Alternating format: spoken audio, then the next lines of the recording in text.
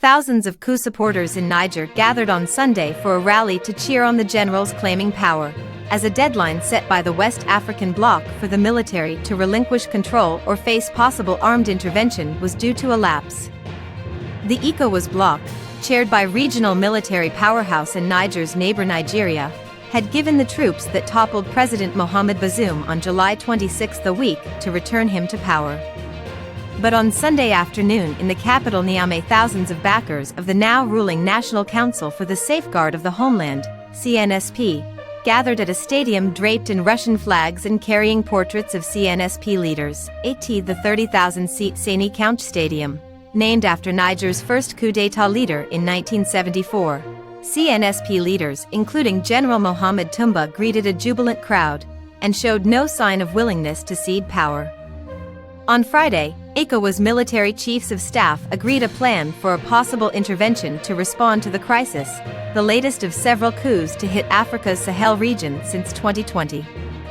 "We want diplomacy to work, and we want this message clearly transmitted to them, the military, that we are giving them every opportunity to reverse what they have done," ECOWAS Commissioner Abdel Fattah Musa said.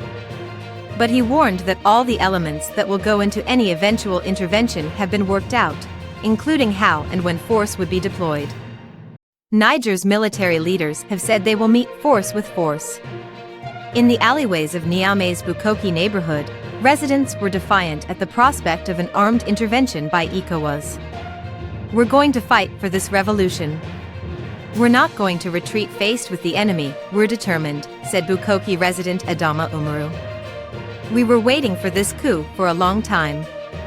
Algeria, itself an economic and military power on the continent, and which shares a long land border with Niger, has warned against a military solution.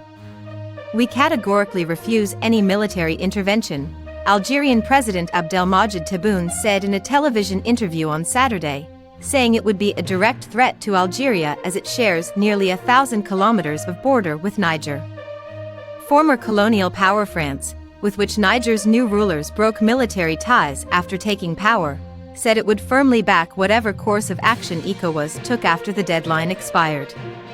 Niger has played a key part in Western strategies to combat jihadist insurgencies that have plagued the Sahel since 2012, with France and the United States stationing about 1,500–1,000 troops in the country respectively. France has already evacuated hundreds of its citizens from Niger since the coup, and on Sunday, Italy's defense ministry said it had 65 military personnel from Niger, along with 10 U.S. military personnel.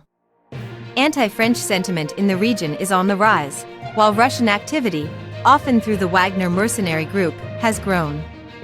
Moscow has warned against armed intervention from outside Niger. Niger, one of the poorest countries in the world, relies heavily on foreign aid that could be pulled if Bazoum is not reinstated as head of state, Paris has warned. Bazoum, 63, has been held by the coup leaders with his family in his official Niamey residence since July 26. He won an election in 2021 that ushered in Niger's first ever transfer of power from one civilian government to another. Nigeria has already cut electricity supplies to its neighbor, raising fears for the humanitarian situation, while Niamey has closed the vast Sahel country's borders, complicating food deliveries. Senior Nigerian politicians have urged President Bola Tinubu to reconsider the threatened military intervention.